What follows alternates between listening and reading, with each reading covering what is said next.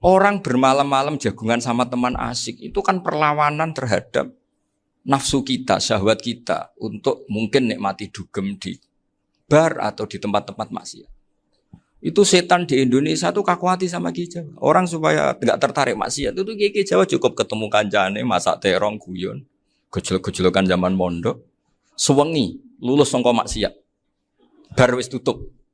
Saya akan cerita sedikit tentang tradisi hujjah. Dulu lama itu kelihatannya sederhana, tapi kalau berargumentasi itu hebat.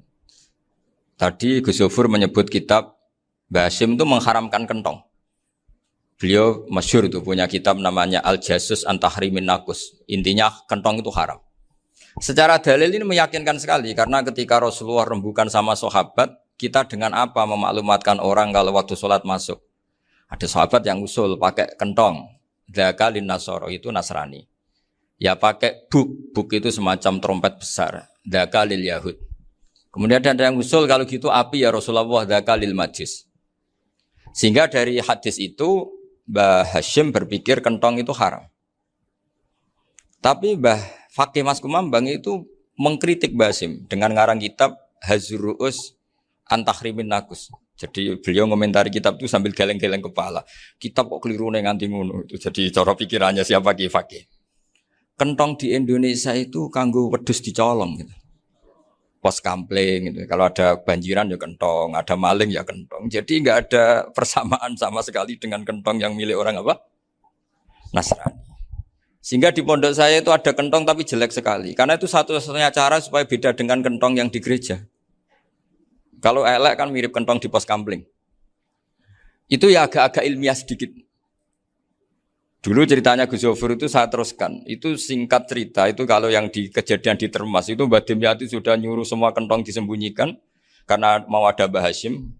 Cerita itu mukarrar di Kiai Fakih sama di Kiai Dimyati Termas. Setelah kentong dikumpulkan semua, Mbah Hasyim datang, senang, ngiranya Syekh Dimyati ini sependapat dengan beliau, yaitu sama-sama enggak ada kentong.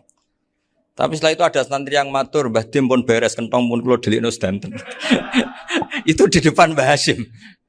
Jadi GR-nya Mbah Hasyim bahwa Mbah Dim itu sependapat akhirnya hilang. Ternyata ini akal-akalan tuh gitu.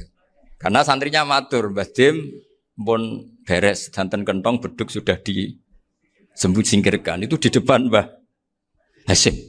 Saking lugunya santri, nah saking ikhlasnya agak ngerti mahalus syahid ini adalah Mbah Hasyim. Saya mau meneruskan cerita Gus Yofur. Dulu, ini cerita dulu. Dulu Mbah Mun ngaji di Lirboyo, tapi Kiai Makhrus ngaji sama Kiai Khalil Harun. Kiai Khalil Harun itu adik juga sekaligus muridnya Mbah Umar Harun. Mbah Umar Harun itu generasi kedua setelah Mbah Ghazali. Beliau menantunya Mbah Ghazali, tapi ya sudah ponaan. Sehingga tradisi ini penting karena saya berkali-kali bilang di mana-mana. Status orang tua dan mbah itu adalah terserah anak cucunya. Bukan terserah mbahnya, tapi terserah anak cucunya. Saya tidak akan bosan mengingatkan ini. Saya pernah di makamnya Nabi Yakub, itu ya dikemuli bendera Israel. Di makamnya Nabi Dawud. Nabi Ibrahim juga dekat sinagog. Sehingga Quran membela Nabi Ibrahim disebut maka Ibrahimu Yahudi wala Nasrani. Karena ketika beliau berposisi di Israel, kemudian penguasanya adalah Yahudi, bisa saja makam ini ditulisi dan distatuskan ala Yahudi. Ya seperti Nabi Yakub. Nabi Yakub itu nabi yang kita yakin tentu berkeyakinan beliau orang baik, orang muslim, orang mukmin, tapi karena didesain mereka ya dikemuli bendera Israel. Dan disebut Abul Yahud. Karena kita tahu nama lain dari anaknya Nabi Yakub adalah Yahuda bin Yakub bin Ishak bin Ibrahim.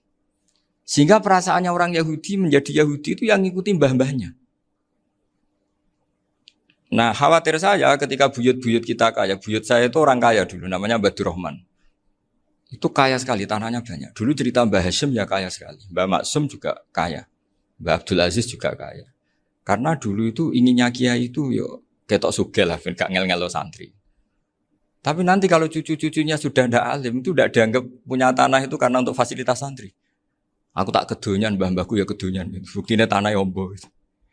Karena dia akan menafsiri sesuai cara berpikir. Makanya sanad keilmuan yang diceritakan Gus Zofir itu harus diulang-ulang. Kalau nggak diulang-ulang, maka kita akan berpikir sendiri untuk menafsirkan masyayikhonal kiram atau ajdadanal kiram.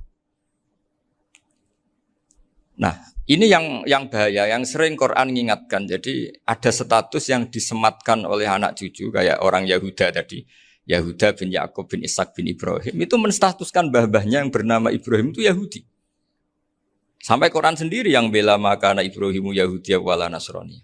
Karena secara geografis sekarang Ibrahim di Israel dan otoritas itu juga milik mereka sehingga mereka bisa masang-masang atribut yang menunjukkan kalau itu Yahudi. Beberapa al-alim al-alamah yang minnah itu sudah wafat dan kadang-kadang zuriyahnya itu tidak kita. Kalau sekarang orang bahasakan kubu sebelah. Akhirnya ya nggak boleh dikholi, nggak boleh diziarah. Terus seakan-akan yaktaduna bi ra'yi, seakan-akan mereka berpendapat dengan pendapat syekh ini padahal enggak. Nah, sehingga tradisi ketersambungan sanad tadi baik secara genetik atau secara asbab itu harus terjaga. Saya beberapa kali banyaklah sering diceritain Mbah Mun. Dulu Mbah Munawir ini cerita ya, Mbah Munawir itu saking senenge kitab, ben santri ini so ngaji kitab. Itu kalau ada alumni Lirboyo, alim disuruh baca muin di sini itu Mbah Munawir ikut. Saking ingin tasjeknya, ingin ngajari santri bahwa ngapal Quran udah hafal tok, tapi yo paham. Dan penggalinya Mbah Munawir itu sampai klimaknya dulu Mbah Zaini itu nate nikah sama Nyai Komariah kalau nggak salah, binti Karim, binti Manap. Punya putra Gus Habib, Gus Doha yang diantara putrinya dinikahi Gus Rozin. Terus akhirnya kesampaian juga ketika Mbah Munawir punya mantu alim alamah namanya Mbah Ali Maksum, angsal Nyai Hasyimah. Sampai pondok Kramjak ma'ruf bil ilmi, terutama ilmu sorof dulu karena Mbah Maksum itu komplain, fa'ala ya fulu kok terus fa'lan ya fa'ala ya fulu ya uf'ul gitu kan. Masuk fi'il kok jejer isim gitu. Jadi dulu kata Mbah Mun itu ada persaingan ilmu sorof, sorofnya Mbah Maksum Ali Kuaron sama Mbah Ali Maksum Jogja. Jadi walian tok, yang satu Maksum Ali Kuaron, yang satu Ali Maksum. Ya itu dulu saingan ngarang sorok. Nah ini yang menang siapa? Ya terserah duriannya. Kalau duriannya keren ya menang karena terserah yang kampanye. Saya bayangkan adekan Mbah Zubair tidak punya anak sealim Mbah Mun. Mungkin kalau Mbah Zubair juga tidak sewow kalau punya putra Mbah Mun. Karena saya berkali-kali bilang kalau dalam syair Arab itu kama takarroma, kadang dilafatkan kama tasyarrafa bi Muhammadin adnanu. Orang berpikir Adnan itu siapa? Itu karena ada Nabi Muhammad SAW. Orang mencari-cari Mbah Mun itu mencari Mbah Zubair karena ada Mbah Mun. Orang mencari Mbah Dahlan karena ada Mbah Zubair. Wong kok alime ngono iku bapake sapa? Wong kok alime ngono iku putune sapa? Tapi kalau kita ini sudah ndak alim, ini orang sudah nggak tertarik nyari-nyari leluhurnya karena dianggap selesai. Jadi yang dengan tanda kutip yang menghabisi mbah-mbahnya itu ya mesti cucunya. Ini mau ngamuk, mau peringatan, tapi ini juga peringatan pada diri saya sendiri. Jadi sehingga zuriyah ini penting. Kenapa para nabi mesti donga zuriyatan thayyibah? Kenapa selalu berpikir tentang zuriyah? Wa ja'alaha kalimatam baqiyatan fi aqibi. Karena zuriyah ini yang nanti bisa menstatuskan leluhurnya. Seperti tadi cerita Mas Maftuh ini tak puji betul. Saya hari ini tidak ingin gojlok. Supaya kewalian saya tidak tergerus oleh kedoliman. Saya pernah diceritain Gus Zofur, juga sering baca buku tentang Mbah Maksum. Dulu Mbah Maksum kalau wasiat kembali ya gitu. Kamu harus NU dan harus mempertahankan NU. Tapi tidak dengan cara membenci Muhammadiyah. Dulu Mbah Mun juga sering cerita. Dulu Mbah Hasyim itu ngaji Syekh Mahfud. Nah, Mbah Ahmad Dahlan dulu namanya Darwis sering ngaji sama Syekh Khotib Minangkabau. Zaman itu Syekh Khotib sudah modern, sudah ikut gerakan Abdu, gerakan Almanar. Sehingga bawaannya Mbah Ahmad Dahlan ini agak agresif. Yang Mbah Hasyim karena hanya mulazim di Syekh Mahfud, hanya sesekali ngaji Syekh Khotib, beliau lebih seperti itu. Dan dua beliau ini sama-sama pernah ngaji Mbah Soleh Darat di Semarang. Mbah Hasyim sama Mbah Ahmad Dahlan yang dulu namanya Darwis. Jadi ini masih min muskatin wahidah mimam bain wahid. Sehingga kita tidak kaget ketika Mbah Ali Maksum mengomentari Muhammadiyah itu masih ahli sunnah wal jamaah. Makanya nanti terakhir saya baca kitabnya Mbah Ali dan sering saya pelajari. Andai kan kita ini sepakat dengan ilmu, ya kita tahulah Kalau Abu Hanifah itu tidak kunut, Imam Syafi'i kunut. Berarti kunut itu madzhabnya Abu Hanifah, bukan madzhabnya Mbah Ahmad Dahlan. Apa ndak kunut itu madzhabnya Abu Hanifah, bukan madzhabnya Mbah Ahmad Dahlan. Kita kunut itu madzhabnya Imam Syafi'i, bukan madzhabnya Mbah Hasyim. Ini semuanya masih dalam bingkai ilmu. Adzan qabla subhi juga riwayatnya jelas. Tidak adzan ya sudah perilaku kita sudah jelas. Dulu Mbah Mun sering didik kita gitu. Saya sering dengar cerita kalau dulu Pak Arif Fakhruddin begitu hormat sama Mbah Ali, apalagi zuriyahnya Mbah Azhar Basir, karena beliau dulu do ngaji di Termas. Dulu itu enggak ada masalah karena semuanya dianalisis pakai ilmu. Tapi sekarang pakai identitas, yang kunut itu NU, yang enggak kunut Muhammadiyah. Berarti Abu Hanifah itu Muhammadiyah, Imam Syafi'i itu NU. Berarti Imam Syafi'i itu ya anak buahnya Ki Miftahul Ahyar kira-kira gitu karena anak buahnya Pak Said Akil. Kan terus jadi repot. Dulu kita ini pengagum ilmu, bukan pengagum perbedaan. Sehingga di sini yang saya kagum dari sekian ceritanya Mbah Ali Maksum, supaya kitab ini to the point, supaya nggak lama-lama karena waktunya juga. Nanti kalau kemalaman ini kena semprit ini sudah. Ini diantara yang diceritakan Bali itu unik. Imam Syafi'i itu sering tawassul, sering wasilah sama siapa itu? Abu Hanifah. Ini sudah tak petakan, saya baca yang sensitif lah. So, yang ini ya. Ziyar al-Babus Samin, terus sebentar ini yang bab tawassul.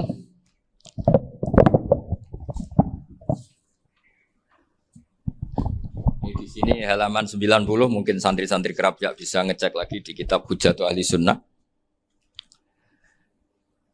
Ketika cerita tawassul, di antara yang diceritakan Mbah Ali Maksum adalah perilaku ya, bukan sekedar statement tapi apa? Perilaku. Perilakunya Imam Syafi'i atau ahwalnya kalau bahasa halusnya, yang selalu ke makamnya Abu Hanifah untuk tawassul. Padahal Imam Syafi'i itu orang yang secara ilmu sering kritik Abu Hanifah. Jadi ini saya baca ini di halaman 100, jadi tawassul mulai halaman 9 berapa ini sampai halaman ini yang qala sami'tu Syafi'iyya yaqul inni la atabarraku bi Abi Hanifah wa aji'u ila qabri fi kulli yaumin za'iran fa idza uridat li hajatun shallaitu rak'atain halaman 100 waji'tu wa sa'altu wa ta'ala al hajat indahu fama taqudu anni hatta tuqda. Kanal Imam Syafi'i ayyama huwa bi Baghdad yatawassalu bil Imam Abi Hanifah yaji'u ila dorihi fayusallimu alaihi wa yatawassalu ila Allah bihi fi qada'i hajati. Terus wa yatawassalu Imam Ahmad bi Imamina Syafi'i. Jadi di antara yang diceritakan Mbah Ali Maksum itu betapa Imam Syafi'i yang terkenal sering mengkritik Abu Hanifah dalam tatanan fikih karena beliau tidak percaya ada istihsan. Abu Hanifah berpendapat adanya istihsan dan kita tahu lah ikhtilafu Syafi'i wa Abu Hanifah itu besar sekali. Tapi beliau itu tahu Abu Hanifah itu orang yang sangat soleh. Abu Hanifah itu kalau ketemu sama orang yang utang beliau itu yang lari bukan yang utang Abu Hanifah, karena takut orangnya itu izin.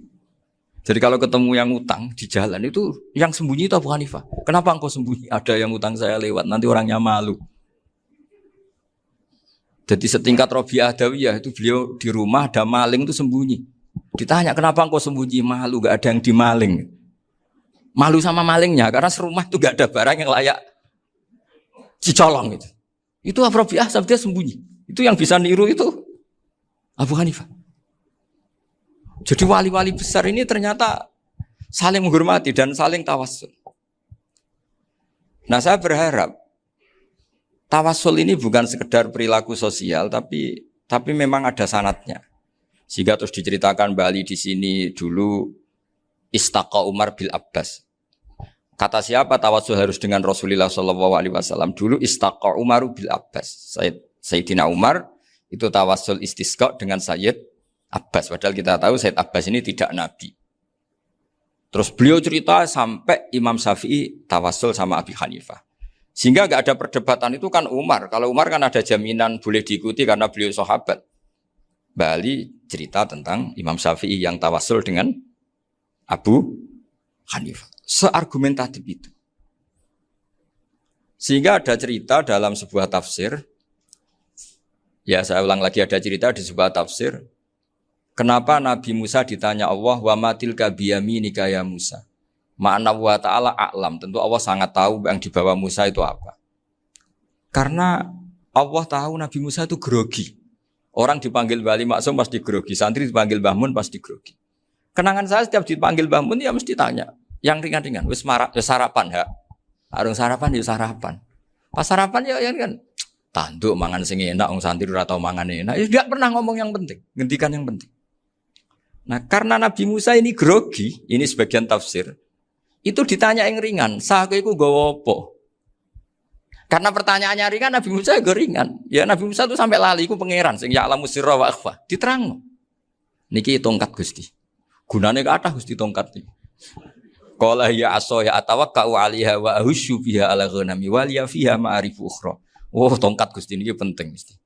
Nggih nak. Nggih macam-macam lah Gusti. Atawakkau 'alaiha wa ahusyu biha 'ala ghanami kangge menghalokan wal. Masih terangno terakhir dan yang lain-lain Gusti. Wal ya fiha ma'arifu ukhra. Sehingga akhirnya rileks. Karena Nabi Musa terus ngerti.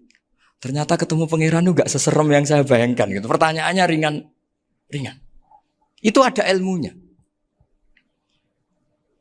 Tapi cerita ini yang versi tafsir ini tidak yang seperti di Manaqibul Ghazali.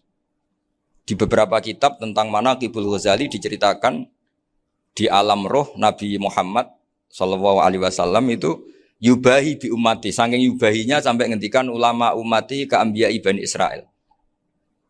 Ulama umatku itu pinternya atau statusnya itu mirip-mirip lah. Kaf itu ya mirip-mirip kayak ulamanya nabinya Bani Israil.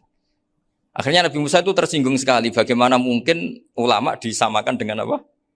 Nabi. Sehebat-hebatnya ulama itu kan tidak akan yabluhu darajatan nubuwah atau yartaqi ila darajatin nubuwah. Itu akhirnya ya kalau kamu nggak percaya panggil. Yang dipanggil Imam Ghazali. Ya Nabi Muhammad juga nggak mau kalah itu. Kalau manggil ulama RT ya kalah keok. Akhirnya Imam Ghazali datang. Ditanya sama Musa, "Mas Muka, nama kamu siapa?" Ana Muhammad bin Muhammad Al-Ghazali At-Tusi Asy-Syafi'i. Itu disebut panjang. Nabi Musa guyu-guyu. Kamu ulama kok ngomong yang enggak penting. Ditanya namanya kok penjelasannya sepanjang itu. Dianggap itu satu kesalahan. Masa tanyanya nama kok ditanya. Jawabnya Muhammad bin Muhammad Al-Ghazali At-Tusi Asy-Syafi'i. Kepanjangan itu. Ketika Nabi Musa agak mencibir, agak gimana itu terus Imam Ghazali, kalau ini masalah, lebih masalah jenengan. Apa itu? Yang tanya jenengan tuh Allah ya alamu sirra wa akhfa. Dan Allah hanya tanya wa ma tilka biyaminika ya Musa. Harusnya jenengan jawab asoya titik, bukan kepanjangan. Atawakkau 'alaiha wa syubha itu kepanjangan. Allah tanya yang di bawah kamu itu apa? Yang di tangan kamu. Harusnya jawabnya hanya asoya. Tapi kenapa penjelasannya sepanjang itu? Sampai terakhir waliya fiha ma'arifu ukhra. Terus pinter tenan jadi gitu. Terus ada Nabi Musa terus bilang, ya pinter tenan aja gitu. Padahal kita tidak pernah GR seperti itu kan kebetulan Imam Ghazali gitu. Kalau yang lain mungkin ya keok lah kira-kira gitu. Tapi ini cerita dalam khazanah keilmuan. Benar yang dikatakan Gus Zofur. Saya termasuk orang yang pernah mondok Lirboyo Pasanan. Jadi setelah saya disuruh nemani Gus Kamil, tahun berikutnya Gus jenengan disuruh. Pokoknya anakku mbok sak wulan lah kudu tau mondok Lirboyo. Piye-piye aku tau ngaji Mbah Karim. Terus yang disuruh mbaturi Gus Kamil itu saya. Jadi saya pernah 1 bulan tuh di Lirboyo. Karena saya ini santri beling ya, kontraknya pokoknya penting ziarah Mbah Karim. Biasanya enggak pernah ngaji ya. Pokoknya gerbar ngisa. Ziarah ya sudah. Ngaji pas subuh ingat saya sama Gus Imam. Itu dari 17 hari ingat saya ngaji 2 kali. Tapi kalau ziarah ke Mbah Karim sudah lupa jumlahnya karena memang kontraknya disuruh ziarah. Sampai seperti itu. Dan saking senengnya bangun sama Mbak Karim saya masih ingat. Ngamplopi salam template itu masih ingat. Untuk Gus Anwar, untuk Gus Imam, untuk Gus Kafabi, termasuk untuk Gus Maksum. Itu malam-malam saya dijak ngamplopin. Zaman itu saya masih ingat, selawewu. Zaman itu kos 1 bulan itu 13.000. Jadi kira-kira kalau 25.000 itu untuk kos 2 bulan. Jadi saya krusnya itu pakai kos. Saya masih ingat Mondok Sarang itu kos 1 bulan 13.000. Berarti kira-kira 500.000 itu di amplopin sendiri sama Bang. Ini untuk Gus War, ini untuk Gus imam ini untuk Gus. Padahal Gus Imam ini mondoknya sudah di Mbah Mun. Itu Mbah Mun hormatnya sampai untuk jatah salam tabligh. Nah yang ribet kebalikannya, kita pulang Gus Imam karena melihat Gus Kamil ini putrane Mbah Mun, Gus Kamil disangoni. Saya juga disangoni karena Gus Imam dulu ngaji juga sama Pak D saya. Sama keluarga saya. Itu kata Gus Kamil setelah keluar, mau kamu nih gue abal ya, boten berarti gue aku. Karena ini penting, ini kalau sampai dianggap tukar guling, ribet deh. Jadi ditakwil sendiri lah, mau kamu nih gue abal ya, boten yes berarti halal. Tapi sama Mbah Mun ya ditanya. Ditanyanya bukan apa, karena untuk meneruskan tradisi bahwa kalau kiai ketemu itu ya saling memberi hadiah, saling itu sudah faqaddimu baina yadayna jawakum apa? Sedekah. Sehingga ketika Kapya ini punya Bali Maksum alim allamah, kemudian melahirkan murid-murid yang juga ibar kayak Mbak Warsun bisa ngarang apa Kamus Al-Munawwir, Pak Bik juga punya karangan Kamus Al-Mu'asir. Saya itu punya semua. Karena ini adalah buah dari bahwa kita ini tidak kalah sama produk-produk yang di sana. Bahwa produk di kita ini sudah cukup untuk mengantarkan orang menjadi alim allamah. Dulu Mbak Zubair ke Mekah ya sudah alim allamah. Gus Zufur ke Al-Azhar sudah alim semua. Teman-teman kita ke Mekah itu sudah alim semua. Padahal produk mondoknya ya tadi. Mau digojlok kiai ini, terus mangkel be keamanan biasanya. Biasanya musuh besar pondok itu keamanan. Jadi ya bukan berarti gojlok ibunya Gus Maftuh enggak. Biasanya keamanan itu musuhnya apa? Banyak. Itu tradisi keilmuan itu harus dijaga dengan hujjah dan dengan tadwin, dengan pembukuan. Saya punya sekian cerita ya, misalnya dulu kita mungkin iskal itu janggal. Kenapa sih orang Islam tukaran sama orang Islam? Sehingga di antara doa Nabi yang enggak dikabulkan Allah, enggak boleh dikabulkan sama Allah enggak boleh, bukan berarti enggak mustajab. Redaksinya famana aniha, memang enggak boleh. Redaksinya bukan falam yastajib lahu tapi famana aniha. Di Al-Marrah As-Salisa ini Nabi dilarang, yaitu melarang umat Islam itu jangan sampai tukaran sama umat Islam sendiri. Itu kata Allah, ya tidak bisa kata Allah, kalau itu tidak saya kabulkan. Itu dulu guru-guru kita nyontohkan sederhana. Kira-kira kalau saya tukaran wek Gus Zofuru, Mbah Mun luwih ikhlas dibanding ditukari wong liya. Nak ana kakak ditabuk adik, wong tua luwih ikhlas dibanding ditabuk tangga. Barokahnya membaca kita lebih mentoleransi. Kalau ada Mbah Hashim dikritik Mbah Fakih Mas Kumambang, kita ikhlas itu. Tidak dikritik guru PAUD, itu kan. Atau dikritik orang-orang yang nggak bisa ngaji. Artinya ternyata keliru kita bilang kiai kok tukaran. Justru bagus kiai tukaran. Dibanding kiai dikritik guru PAUD atau dikritik orang-orang yang nggak bisa baca kitab. Akhirnya barokahnya baca kita menjadi tahu. Dulu Mbah Mun sering cerita, ini masih cerita silsilah ya. Jadi Bali Maksum tadi kita tahu di antara guru besarnya Bali Maksum tentu Mbah Mahfud Termas. Beliau adalah adik dari Kiai Mahfud Termas. Mbah Dimyati ini adik Kiai Mahfud Termas. Itu punya saudara namanya Abdur Razak, juga punya saudara namanya Dahlan. Itu yang membawa Thariqah Syadziliyah di Solo Raya. Yang sekarang alhamdulillah diteruskan Gus Wafi. Dulu di antara pesannya Mbah Mun ke saya, hak Wafi kandani kon ziarah ning Mbah Dimyati. Mergo Thariqah Syadziliyah dulu itu yang bawa keluarganya Mbah Dimyati. Jadi semuanya ini masih dzurriyyatan ba'duha min ba'd. Nah pesan saya karena tadi Mbah Munawwir yang termasuk orang pertama yang bawa Quran, bawa qiraah sab'ah. Kenapa saya bilang termasuk? Karena kalau bilang paling pertama ini nanti butuh data.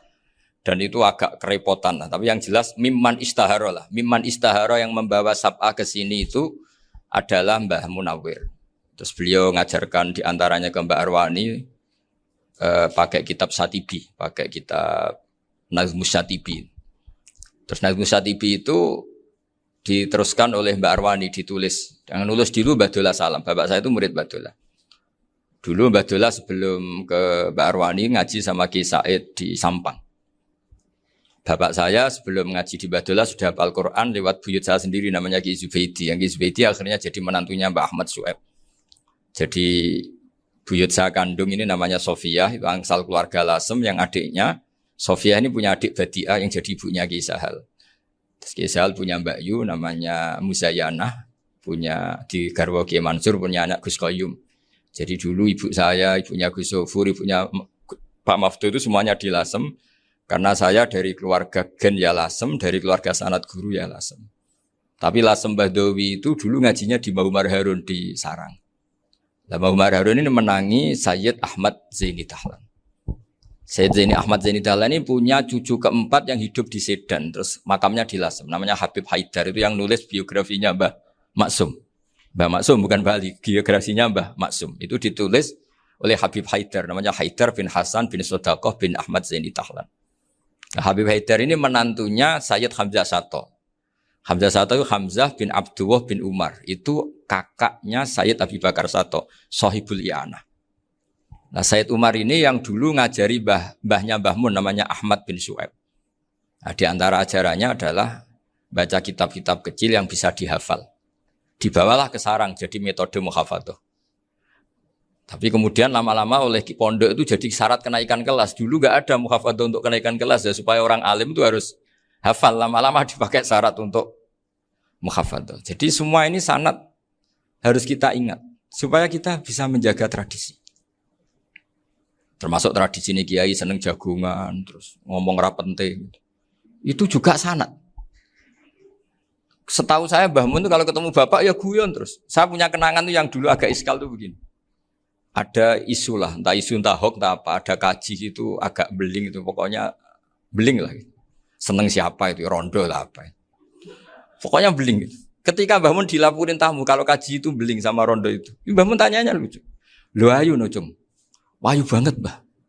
Wahyu. Itu bapak juga bakas ayu nih. Dulu saya sekali ini kiai kok bakas wong ayu, bakas budine barang lah kira-kira gitu. Tapi setelah saya tambah alim, tambah ngerti itu kata bapak gini. Ya apik bakas ayu hak timbang iya no malah qadzaf. Ternyata seni. Sekali Mbah Mun atau bapak bilang, "Kaji kok zina, kaji." Maka larinya ke qadzaf. Maka menghindari bahasa menuduh, ngomong yang enggak penting. Lho ayu no. Jadi kiai dulu tuh orang sok suci tapi menghindari hal-hal yang jadi punya seni untuk ngelola kehidupan. Orang bermalam-malam jagungan sama teman asik itu kan perlawanan terhadap nafsu kita, syahwat kita untuk mungkin nikmati dugem di bar atau di tempat-tempat maksiat. Itu setan di Indonesia tuh kakuati sama Ki Jawa. Orang supaya tidak tertarik maksiat itu Ki Jawa cukup ketemu kancane masak terong guyon, gejol-gejolokan zaman mondok, suwengi lulus sangka maksiat. Bar wis tutup. Perlawanannya sederhana, enggak pakai tahajud, enggak pakai wiridan karena Ki Jawa juga koyo rapati potongan ahli ibadah gitu. Itu jagungan gitu. Jadi setahu saya itu pernah lihat Bali itu sekali ketika beliau ngisi ceramah di Mbah Hamid Bedowi. Saya masih kecil diajak bapak. Dulu kalau bapak ngelihat Bali sama Mbah Hamid itu mesti nangis. Karena dua orang alim bertemu. Yang akhirnya ya bisanan itu. Mbah Hamid punya anak Gus Nasih, di sini ada Mbah Nafisa, terus jadi Mbak Salih Hindun itu. Jadi dulu tuh ya guyon terus ketika ketemu. Itu yang sering bodoni Mbah Hamid itu ya Ki Bisri. Ki Bisri itu kalau datang ke Ki Hamid Pasuruan, nak wali tenan aku teko ditata nomangan. Jadi ukurannya ya. Ternyata sampai sana dikeimangan tenan. Masih belum mengakui, kan nak wali tenan aku kiai rung di mobil, dongakno aku di mobil. Sudah kalah satu seri itu masih gak terima. Lalu itu Mbah Hamid akhirnya berdoa, ayo monggo, mungkin-mungkin Ki Bisri gak ada mobil. Itu setelah didoain masih tanya, merek apa merek? Jadi itu Mbah Hamid jawab, yo paling Holden itu. Paling Holden. Itu nyari mobil itu ya adalah dapatnya Holden. Suatu saat Mbah Bisri diundang Mbah Hamid gak dikasih bisar. Karena utangnya sudah banyak Mbah Hamid. Mbah Bisri ini utang tadi, utang doa tadi. Itu ya gak dikasih bisar. Ya gak mau kesang apa-apa kelambimu kayak aku. Didol sama muhibbinya Mbah Hamid. Itu harganya melebihi jatah bisar. Ketemu Mbah Hamid. Kang, susu Kang, mergo. Jadi dulu itu rileks, makanya ini yang diceritakan ke Zofur. Sebetulnya kalau kiai-kiai itu bersanad itu ya rileks, hidupnya itu rileks.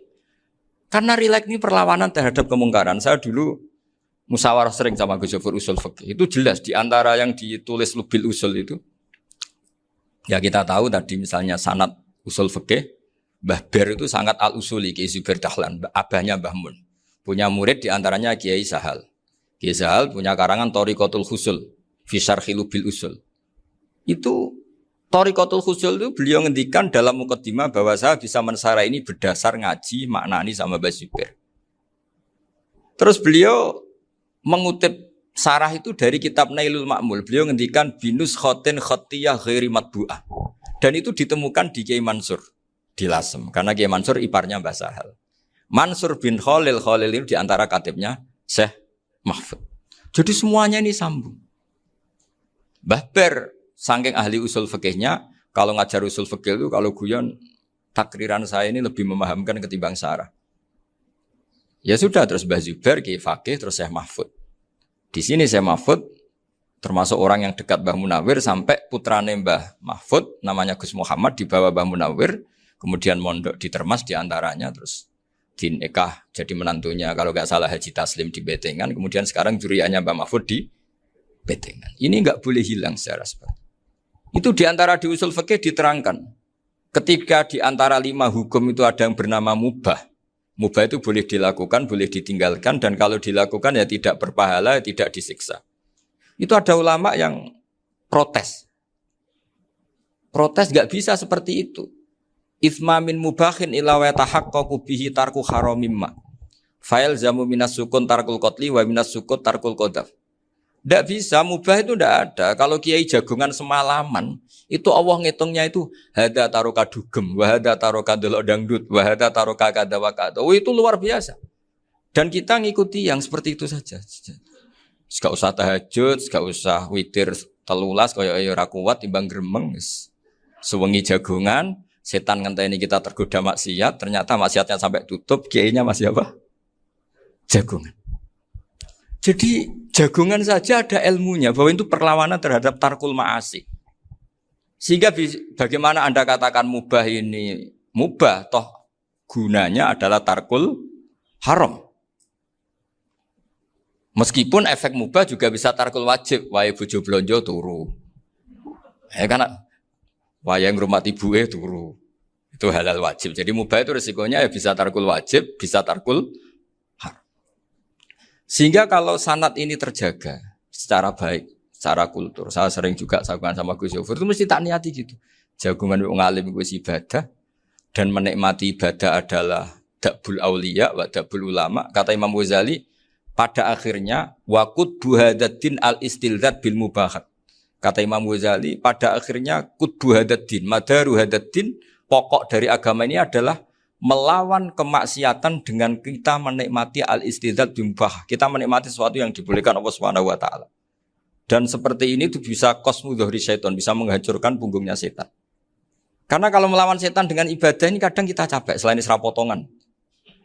Tapi nak kangkang ning komplek H gitu jagungan mbek kancane, ngenang melarate, mbok ngenang ora sekolah ramunggah, kenangan sing ramunggah diarani istiqomah. Gitu kan. Diarani tulus zaman, sing munggah dianggap kesusu. Saya ini punya pondok Quran, kalau ada yang hafal 3 tahun mesti digojol kancane. Gak apik kesusu itu. Kesusu itu mesti tidak barokah karena tergesa-gesa apa? Hatam. Sehingga yang enggak hatam-hatam itu kayak partai mayoritas. Ini yang partai tulis zaman katanya. Ahli sabri katanya.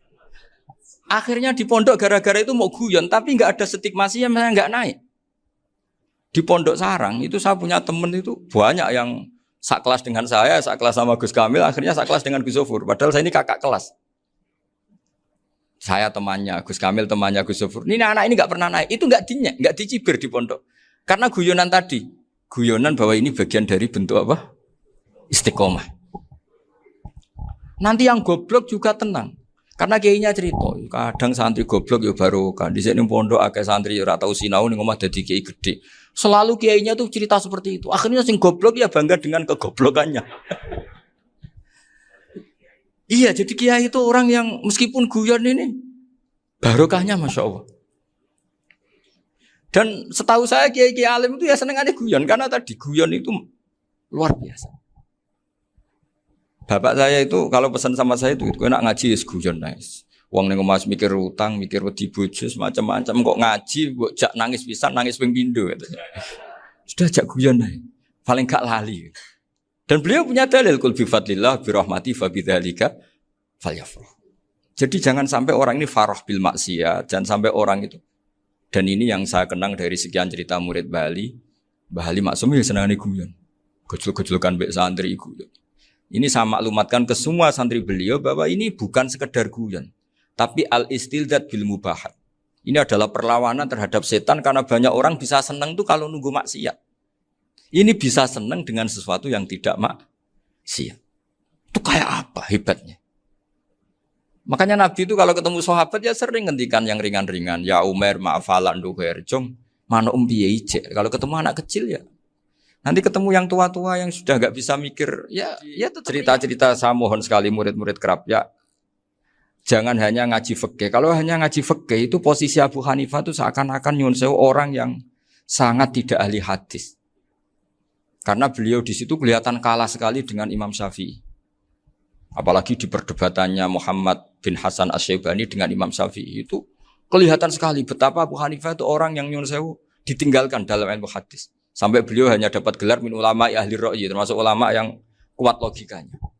Juga harus baca kitab-kitab seperti ini. Ternyata di balik Imam Syafi'i mukhalif pada beliau di bab-bab fikih, perilakunya sangat hormat. Sampai beliau tuh kalau tawassul ke kuburannya Abu Hanifah.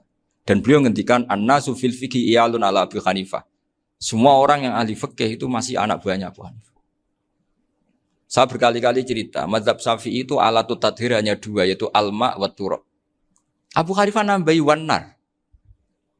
Alasannya Abu Hanifah orang mukmin yang dosanya banyak itu dibakar di neraka dan alasannya Allah litadhirihim untuk mensucikan mereka.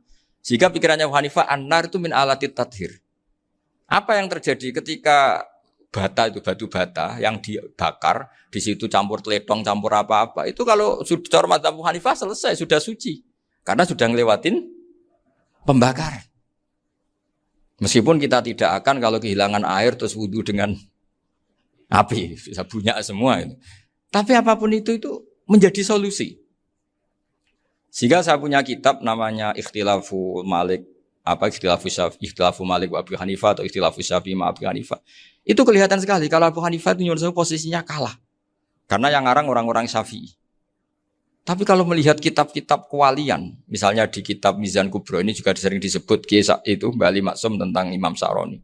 Berkali-kali beliau mengutip Mizan Kubro. Itu Abu Hanifah adalah orang yang sangat mukasyafah. Artinya ketika Nabi cerita air wudu itu menjatuhkan dosa, tidak ada air wudu yang jatuh ke kamu kecuali saat itu juga dosa kamu jatuh. Itu beliau datang ke Madharota Kufah. Kemudian beliau bilang sama si orang tua tadi, tub anizina. Orangnya terus bilang atubu minazina. Ada lagi pemuda datang dibilangin tub an ukuki walideka. Terus bilang tub tu an ukuki walidaya. Sampai yang terakhir ada tub an sima ya alatilahwi atau an sama ya alatilahwi. Terus tub tu an sama ya. Ketika orang itu ditanya, kenapa engkau begitu tahu dosanya apa? Saya tahu air wudhu ini menjatuhkan apa. Jadi kira-kira kalau zina mungkin ya batang babi lah. Kalau hanya sekedar melihat bak-bak mungkin ya curut atau tikus lah kira-kira gitu. Nah dulu dulu ya mungkin ya tikus cilik gitu. Nah dulu suwi ya tikus werok itu atau apalah. Pokoknya beliau itu tahu. Tapi anehnya Abu Hanifah apa? Setelah itu dia nangis minta mukasafahnya ditutup. Ya Allah saya ini mukasafah kok malah menjadi tahu sawatil mukmin. Padahal aturan syariat jenengan man satara musliman satarahu bahwa enggak baik melihat jeleknya orang mukmin. Minta ditutup. Makanya saya ini bangga ada mukasafah. Makom yang kita sampai sekarang tuh makom setelah Abu Hanifah mukasafah. Jadi Abu Hanifah repot-repot mukasafah minta makomnya ditutup tidak menjadi mukasafah. Dan alhamdulillah kita sudah tidak mukasafah sebelum minta ditutup. Jadi kita ini keren. Keren karena aturannya itu man satara musliman satara huwa, yang tidak tahu aibnya orang muslim maka Allah akan nutupi aibnya di akhirat. Dan kita alhamdulillah barokahnya ndak mukasafah, ndak ngerti aibnya orang mukmin. Jadi kita harus pakai patokan ilmu. Saya ulang lagi, kita harus pakai patokan. Makanya saya tahu betul ketika Kiai Hamid Pasuruan, beliau dulu ngaji Jamul Jame, ngaji Juman. Bali Maksum di sana sama Gus Habib, sama Gus Muhammad bin Mahfud. Termasuk mbah saya kandung dulu Kiai Sidik. Mbah saya yang dari itu juga ngaji di Termas. Bapak saya dulu Kiai Nur Salim ngaji di Buyut Baiti. Dulu itu kawin juga sederhana, Kak, cerita Gus Zofur. Jadi bapak saya kandung itu Kiai Nur Salim itu ngaji di Mbah Baiti. Mbah Baiti itu adik kandungnya buyutnya saya dari ibu. Nah, Mbah Bedi itu teman akrabnya mbah saya namanya Kiai Nursam, Mbah Nursam. Singkat cerita terus Nur ke Jorabi arah Arabekno itu. Setelah bapak saya ke Badullah mau ditawarin jadi mantu, kata bapak saya kula pun dipek mantu Mbah Bedi. Akhirnya dapat ibu saya itu. Karena ibu saya itu cucu Mbah Bedi, cucu lambung. Jadi mbahnya ibu saya itu Mbak Yunya Mbah Bedi. Namanya Mbah Sofia tadi yang dapat Mbak Idris itu. Yang Mbak Idris ini bin Umar. Ya Mbah Umar yang mbahnya Mbah Hamid. Hamid bin Abdul bin Umar. Kalau bahasa itu Fatimah binti Idris bin Umar. Dulu kecilnya Mbah Idris namanya Abdul Khalik. Kalau kecilnya Mbah Hamid namanya Abdul Mukti. Kalau kecilnya Mbah Maksum namanya Muhammadun kalau nggak salah. Dulu itu orang dulu itu namanya dua-dua karena diganti ketika musim apa? Haji. Jadi ini terjaga. Sehingga tidak ada ceritanya kiai-kiai yang jagongan kemudian santrinya itu yang agak-agak khawatir. Kiai kok sungi-sungi jagongan, gak tahajud, gak duha, itu tidak ada. Karena ini dianggap fi'lul mubahat untuk melawan mungkar. Jadi sehingga di kitab Ihya diterangkan, kamu jangan ngira orang-orang soleh ketika jagungan itu min ahlil bitolah wa takasul. Itu orang-orang yang pemalas itu enggak. Tapi mereka bisa mengasyiki Allah. Bahwa dalam jagungan ketemu teman ya asik, gejul-gejulkan sama Pak Maftuh ya asik. Dan keasikan ini bentuk perlawanan terhadap keasikan harus dengan maksiat. Itu kayak apa kalau kita ngaji sampai seperti itu. Termasuk tadi yang diceritakan Pak Maftuh kitab Hunyah. Semoga beliau cerita juga pernah belajar. Saya pernah belajar kitab Hunyah khatam. Itu diantara yang diceritakan Syabdul Qadir Al-Jilani. Tadi kata beliau Al-Jilani dipakai Jim Al-Jilani. Ini agak beda dengan kita. Mbah Zubair itu punya kitab namanya Al-Qolaid Al-Uluyah.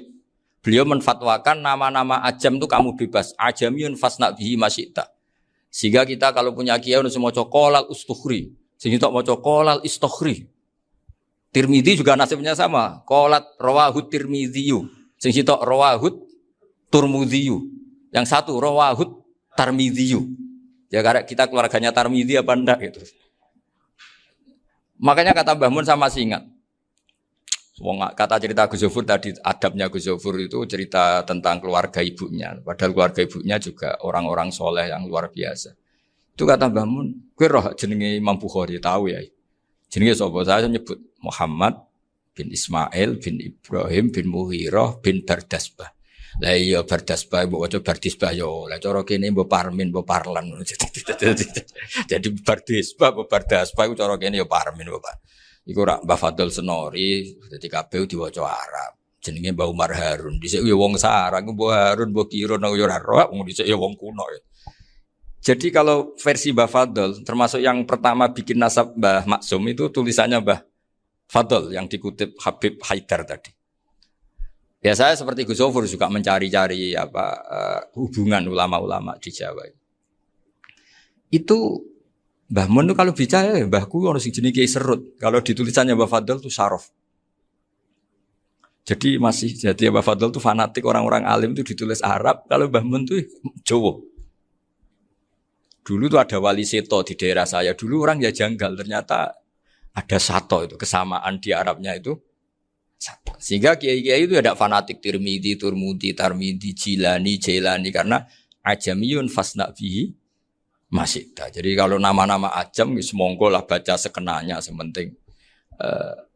Cuma mungkin tahqiqnya benar Pak Maftuh tadi memang di Mu'jamul Buldan itu Al-Jilani bikasri jim ya sudah kita baca Al-Jilani. Sebab itu kayak Pondok Pelosok Lirboyo itu menurut saya bagus. Orang itu maknani betul sama gurunya. Kalau sarang enggak. Kalau Pondok Lirboyo, pondok yang tadi ternyata keluarga Mbah Munawir sini pernah bisanan yaitu Mbah Zaini pernah nikah sama Nyai Komariah ya kalau enggak salah, punya putra Gus Habib ya, Pak Toha dan sebagainya. Itu betapa hubungan pondok Quran sama pondok kitab dulu itu enggak pernah terputus. Bapak saya setelah hafal Quran itu dulu ngaji Mbah Zubair. Jadi bapak saya sering ngutip mu'en apa. Padahal bapak saya itu terkenal tuh. Beliau cita-citanya itu saya ingin hafal Quran kayak hafal Fatihah. Beliau itu sampai sepulahnya sekali. Karena beliau inginnya hafal Quran kayak hafal Fatihah. Termasuk murid terbaiknya Mbah Dullah bapak saya. Itu ya ngaji kitab. Sehingga kata Mbah Mun. Jadi Mbah Munawir de mantu Bali Maksum. Itu ya sudah dipenggali. Sudah dipenggali dituruti pangeran. Lahirlah seorang Bali Maksum yang membawa. Jadi dulu itu ya Gus Muhammad yang ngaji di Termas, nanti Mbak Arwani sebelum ngaji di sini ngaji di Tebu Ireng. Sehingga Mbak Arwani bisa ngarang kitab. Beliau ngarang kitab tentang Sab'ah. Faidul Barokat namanya. Ya nulisnya ya fasih ya. Saya punya tulisan tangannya Mbak Arwani itu banyak. Saya juga punya tulisan tangannya Mbak Hasyim Asy'ari ketika nyurati buyut saya yang di Damaran itu pakai bahasa Arab. Jadi dulu itu Mbah Ali Maksum juga sama. Surat-suratannya dulu sama tokoh-tokoh Muhammadiyah ya bahasa Arab. Assalamualaikum warahmatullahi wabarakatuh. Saya Nizar. Semoga dari tayangan Gus Baha tersebut dapat menjadikan motivasi untuk kita ke depannya.